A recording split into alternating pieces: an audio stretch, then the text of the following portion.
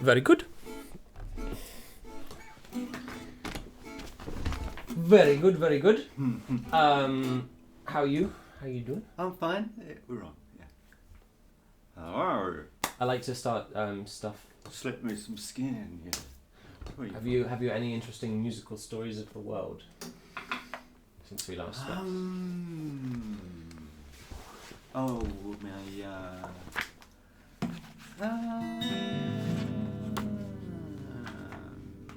Well, the Sunday Jam didn't happen because one person signed up. That was all. Week before was nice. Was this the one in the park? Yeah. Week before was good. So only one person signed up, so it didn't go ahead, as opposed to only one person turned up. No, I did it beforehand. I cancelled it because one person didn't know. And this person was going to bring a drum anyway. So you know the ones you sit on. Cajon. Cajon. Yeah, cool. Cajon. Yeah.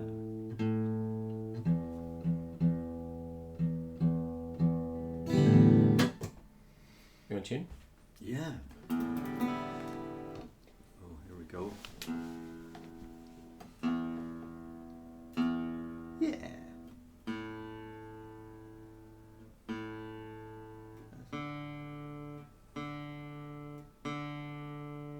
Something like it.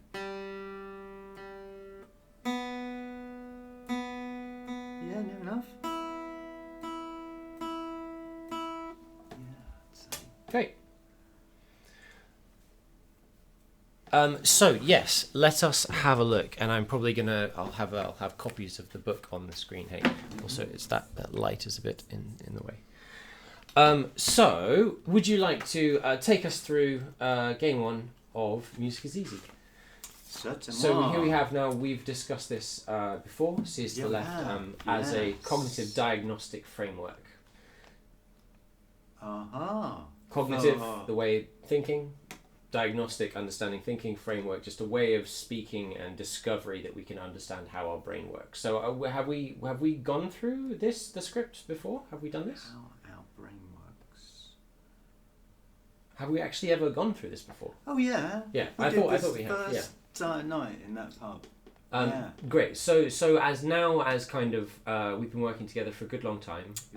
So I would love to talk about kind of how it works at a bit of a deeper level now that you can kind of reflect on it, with a view to potentially helping someone else with it. Sure. Right. So that's one of the big realizations that over the past 2 years is that using these tools, anyone can help anyone learn. Anyone can show compassion and just listen and be patient and notice things. And everyone has a different capacity to notice different things, right? Yeah. So just because some people think they might not be able to notice stuff, like that's something they've noticed, and that's already a lot better than a lot of people who never notice what they don't notice in the first place. Notice things in other people. Yeah. Right. And because they may be things that only you will notice because it's something that you've noticed in yourself, and that's something that has really helped me understand autistic kids. Is that I can see patterns in them that I've perceived in myself before. Mm-hmm. So the opportunity for self-reflection is kind of embedded within it. So do you want to just take us through, and we'll try and Occam's razor it. I won't guide too much, and we'll talk about stuff as it comes up. So just reading it out loud. Right. Yes. A piano has a repeating pattern. Oh, you missed a sentence.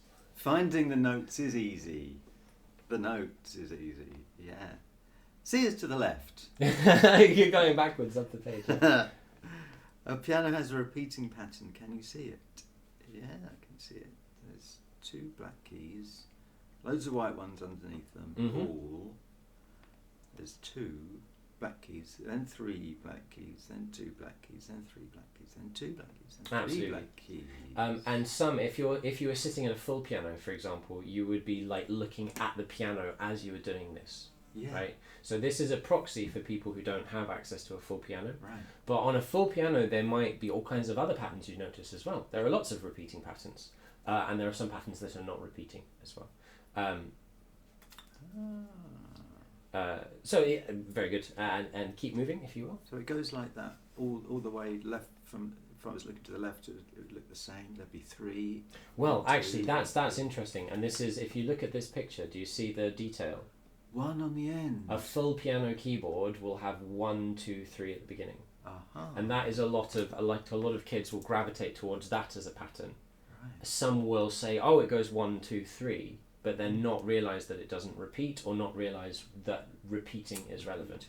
So the kind of patterns they identify, whether they identify a pattern that appears like it repeats but doesn't, as it might be, you know, there are often like buttons to change the voice in the electric piano. Okay. They might be in groups of 3, but there's like group of 3 and a group of 3 and a group of 2, and they might be like, oh, it repeats here. Yeah. So to what extent a pattern can be identified as repeating is just a very powerful diagnostic tool. Again, at the guitar, so it's an interesting question. If we were to now look at the guitar and think, are there any repeating patterns on the guitar? The dots. But does it repeat? Repeating patterns.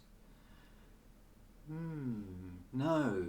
It doesn't. And no. You could say that the frets are kind of a repeating pattern, but they're different spaced each time. Oh yeah. So they're not repeating patterns. No. Like all of the patterns on guitar, like asymmetrical and out of order and a bit fractal, which is super cool. I guess all you could say, there isn't a repeating pattern really, but you know that's the middle from here to there. Oh, that's cool. You? Do you? Yeah. It seems like it, yeah. Is it not? Is fret 12? Is it not yeah, no, it should be, right? Yeah, because it's fret 12. Yeah, absolutely. But you're right. Yeah. If there were frets. Interesting. Yeah. So that symmetry of equidistance from there to there, that's cool. I hadn't noticed that before. Yeah, cool. Oh, it's just because I've been watching the theory things, and they split it in half. And so that's the harmonic. So that's interesting, because in the guitar then the harmonic series is actually reflected in each of the strings, but on the piano each note is a separate string, right? So each one of these keys is like a separate guitar string. You're never putting your finger on it. You're never changing the length of the string. No. You're just playing a shorter or interesting. So yeah, this hides the asymmetry behind it. I love it. Linear versus exponential. Yeah, cool. I'd never thought of that before. Right, yeah. Amazing. Would you like to continue? And that sentence is quite clunky. There are 2 black keys separated by a white key, then a gap, then 3 black keys, each separated by a white key. This gives us 7 unique white keys. There are 2 black keys. So in that context, what does unique mean? I'm just going to find a whiteboard. Separated by a white key.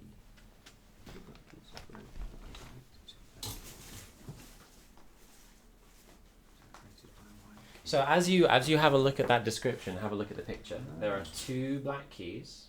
Yeah. Separated by a white key.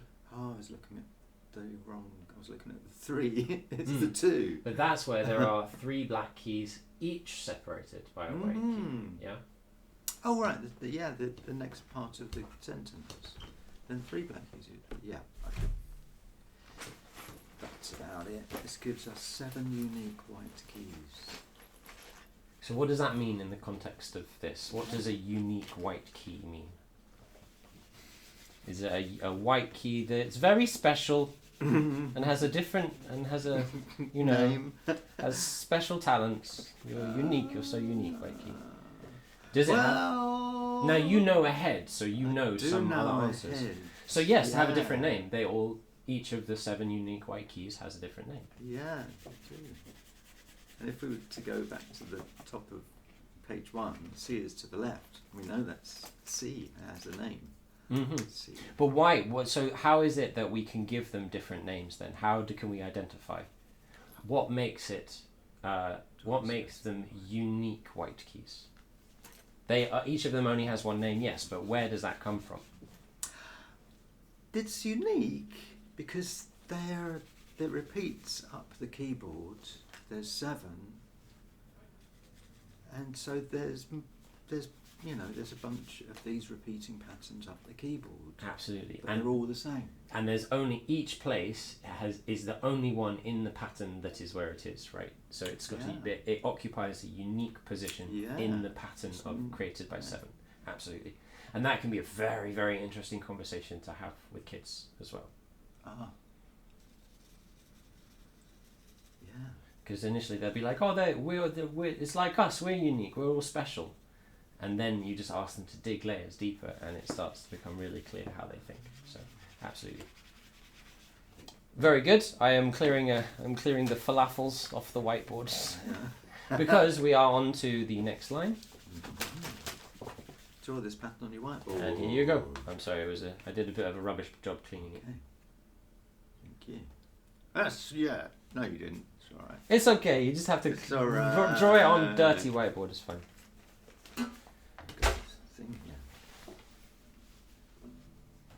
Draw this pattern on your whiteboard. Mm-hmm.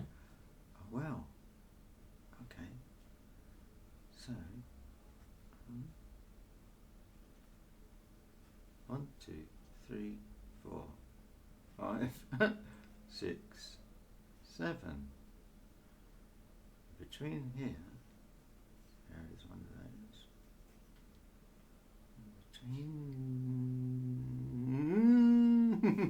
Take as long as you need. Don't rush yourself. Okay. It's not a test. It's got all this space now down in this little area down here. And we missed 2. Get rid of that. Spitting on the floor. Aha. Yeah, 2. And then 3. 2, 3. So that's as far as we're going today. Oh no, that's it. 1, 2, 3, 4, 5, 6, 7. Okay, so this is a key. This is a key. This is a key. This is a key. This is a key. This is a key. This is a key. Go all the way up.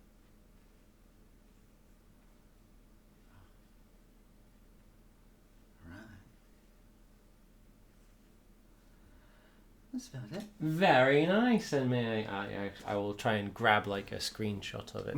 We can maybe animate your drawing it. That was very cool. Very well done. Did you get it right? That's right. Yeah. Oh yeah. You have a 2 and then a 3, and you have 1, 2, 3, 4, 5, 6, 7 white keys. Absolutely, you got it right. So here's mine. Lovely. It's very interesting the way different people draw it. So I always do it the same way. I always draw a rectangle. Yeah. Divide it into 7. 1, 2, 3, 4, 5, 6, 7, and then draw the black keys over like that. Yeah. It's a good way of doing it. That's how I do it. Mm-hmm. But it's very interesting. So I like the way that you did like this little line each to signify. I was wondering, you also didn't, because for 7 white keys there are 8 outside lines, right? And to me, when you were doing it at first, it looked like you were counting lines, not spaces. Right. But then you weren't, so I found that interesting to watch. Very nice, very nice. And you got it. We do it lots of different ways. The important thing is the pattern. Yeah. The important thing is not, for example, so some people will draw that little outside bit. Uh-huh. Some people will draw that line, that black line along the bottom. Right. Depending on how accurately but you know already, like you know the relevant points. So this is like recursive. You know what's relevant and not what's not relevant. Yeah. So you seemed confident doing that. If someone didn't know what sounds they made or the names the notes are given, you could make a mistake. Because you wouldn't necessarily be sure what's the relevant information. Absolutely, absolutely. Super duper, very nice, very nice. Would you like to teach me how we find where our notes are then? I can take the whiteboard. Yay, whiteboards. I love now these find whiteboards. a beatbox or a beat on YouTube and build some neural pathways with this funky rap. C is to the left. C is to the left. C is to the left. C is to the left. In italics or whatever that is. C is to the left. C is to the left. C is to the left. C is to the left. Ooh, C is to the left. C is to the left. Oh, the big of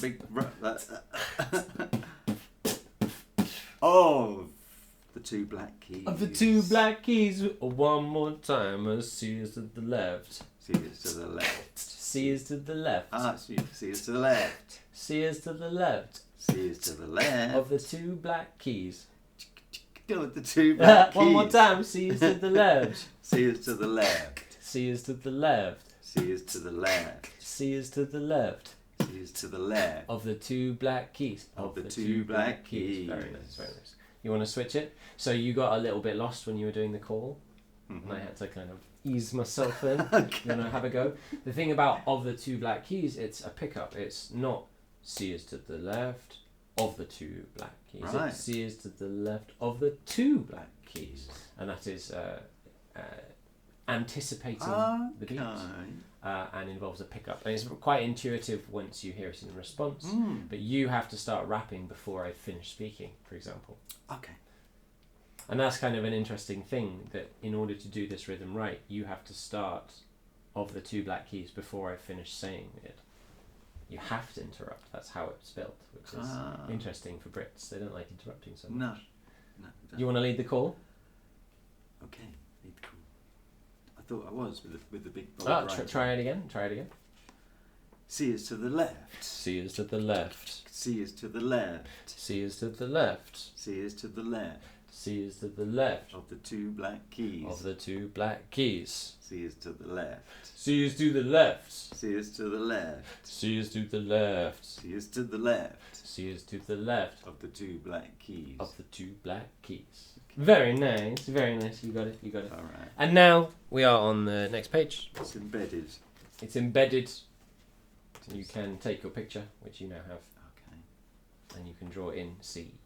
Oh, I can I? We assign white keys. Letters of the alphabet. Draw. Find and draw in C. In C. Find and draw in C. Okay. Underneath or actually on the key? On the key. Right on top of it. The right way you'd press it with your finger. Okay. You got it. There it is. And that is a very easy way to find people who have struggle with left and right, which is a common sign associated with the tag dyspraxia. And one of my bosses had that. And that's how I found out, by modelling it incorrectly and her not correctly identifying it. I think that's why the proverbial hit the spin thing on the ceiling.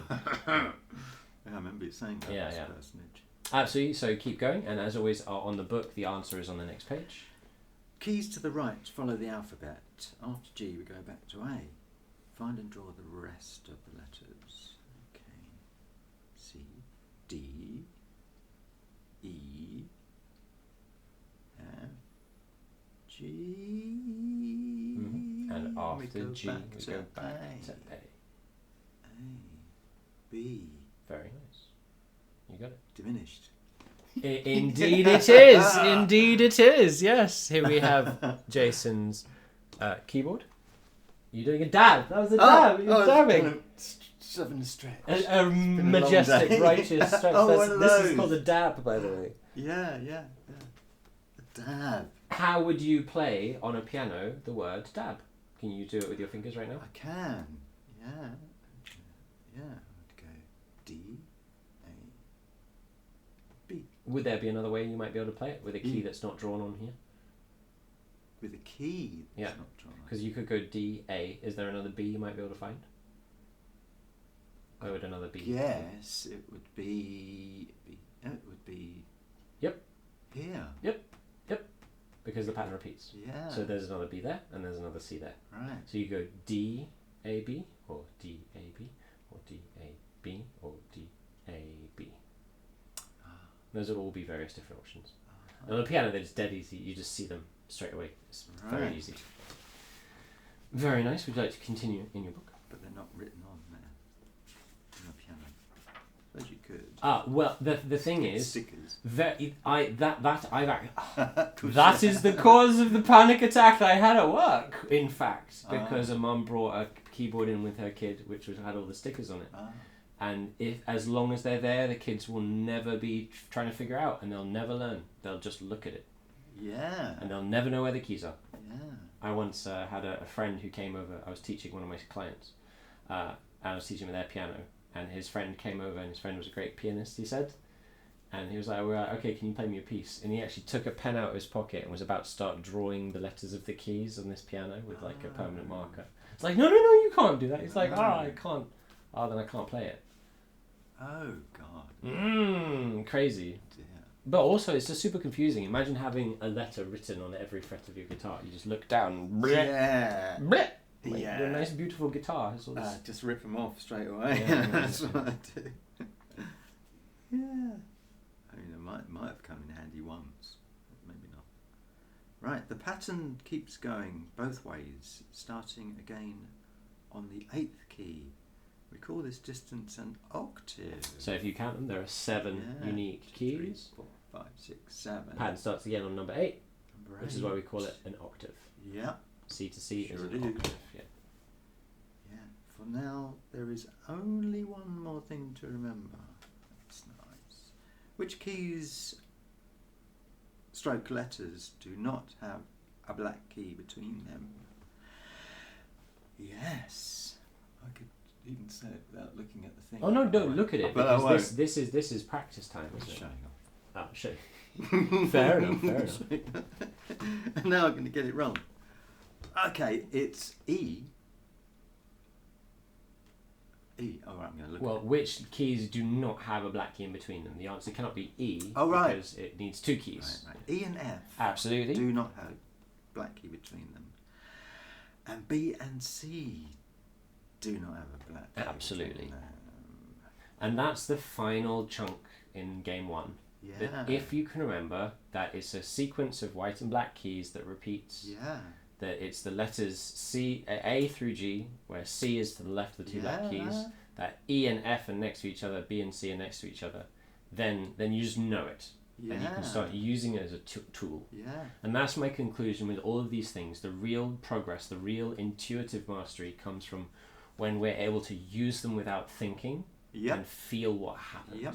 Absolutely. Yep. Yep. Thank you so much. Totally That's game 1. Totally We've done quite a lot of it. We've done it before, so it's fairly it's going.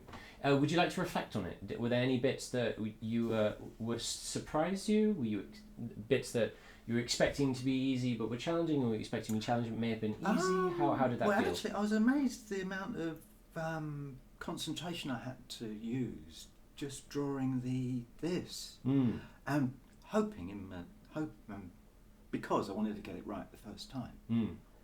Because I know what it looks like, and I have remembered what we was just talking about. I've remembered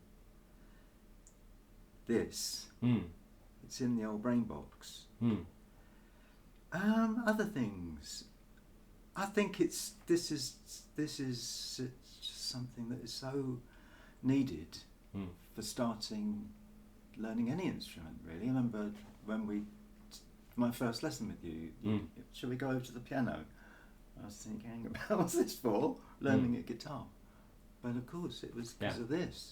And I actually wrote this game to help guitarists. Right. Pianists don't think they need it. They think it's just obvious. They can find it because they're familiar with it. But did I tell you how I started this game? I was working at Musicland in Bromley. Did I tell you this? No. So I was working at Musicland in Bromley, which was like an independent music school and a music shop. And I took over like 4 groups of guitarists, each with like 6 or 7 in the class, all at once. And they'd all been using this book called The Guitarist's Way, which is for written music and sight reading on guitar. And they were all at different places. Like some would be at the end of book 1, some would be book 2, book 3. And I started teaching from it. And I started kind of not just guiding them through reading the pages of the book, but putting those principles into practice and introducing other pieces of music. Right. And I slowly, I didn't understand why, but they couldn't do it. They couldn't do any of it. They couldn't talk about the music. They couldn't, any piece that wasn't directly from the Guitarist's Way, even though it was written the same way, they just had no idea what to do. And I realized that none of them could actually identify the notes. None of them knew what the notes were, what a sharp or a flat was. They had just memorized that this dot here means put my finger here. Right. and was just like building like all these big things of like this dot. So I'd see them look at the reference point on the beginning of the book, which like showed you where the dot was and also showed you like one little tab of a number. Yeah. And I realized that they had no idea how the system worked. They were just like memorizing all these like one-step directions. So I took them each for a session at the piano. And each time I sat with them and I explained how the pattern worked. And they're like, oh, that's why E and F are next to each other. That's what sharp and flat means. Those are the black keys. Oh, that's this, that's this, that's this. And then we only ever had to do one session at the piano, and then we went back onto the guitar and we just continued. And now they could actually read the music because we'd separated into the identifying notes part, and they knew how to find the notes. And then I did the spider with them, you know, where they have to identify each note as they go. Yeah. So and that is the next section. So I think we're on the almost on the final page, which just says what you did. Page 9. E and F and B and C. Yeah, remember. Yes. E and F and B and C do not have black keys in between them. Yeah. This is the smallest distance between notes or interval available. Can you try to make sure to use your diaphragm? Yeah, well. This is the smallest distance between notes or interval available on the piano keyboard. We call it a semitone or half step. Sure. Now, what is that on the guitar? Is there another way to describe the interval of a semitone on the guitar? Well, I just have to brush up quickly. So just take the question again from the beginning. Right. The distance between E and F, i.e. B and C. E to F, right, yes. Right. And B to C. Yeah. Is the smallest distance between notes or interval step. So it's not just E to F, but D sharp to E is the smallest interval you can go. Right. D to D sharp, they're all one step, right? Yeah. It's just that E and F and B and C are adjacent white keys. Yeah. One key to the very next key with no other keys in between, yes. Yeah. On a piano keyboard, we call it a semitone or half step. Right, so that one little thing there from E to F is called a semitone or a half step. Absolutely. In the UK we call it a semitone, in the US they call it a half step. Oh, okay. Right. It's just different, these sides, yeah. What would it be on the guitar, do you think? It would be from one fret to the fret right next to it. Absolutely, one fret. Yes. Yeah. Yes. So where the piano goes, you know, white key, black key, white key, guitar just keeps going fret by fret by fret. Yeah. Which is why they get smaller, because they go up the harmonic series, and again, the strings on a piano will get smaller as you get to the top in the same ratio that the guitar frets do. Super duper. Okay. Knowing this pattern is important for all instruments. For example, unlike the piano, the guitar does not have a clear pattern of white and black keys. It is useful to have a piano in your head, and the easiest way to get one is by drawing it. Of course it is. It's like we just did. And touching it and looking at it. So the only thing that we didn't have that would be even better is if I had the piano over there and you could feel the keys. Right. But it's not necessary, you know. Layered learning is effective in whether you have, 9 layers or 10 layers, right? Gotcha. Amazing. So that is C is to the left, and that's kind of the blueprint. This is probably only going to go out to Jeremy, and Jeremy and I will be watching it editing as well. Is the kind of idea, Jeremy, is Jason, and you're going to do it too, Jeremy, and Mark's going to do it as well. Thank you very much. That was very, very fun. I'd love to do another one with you, but shall we have a little glass of water? Yes. Yes. A little bathroom break. Very good. And I can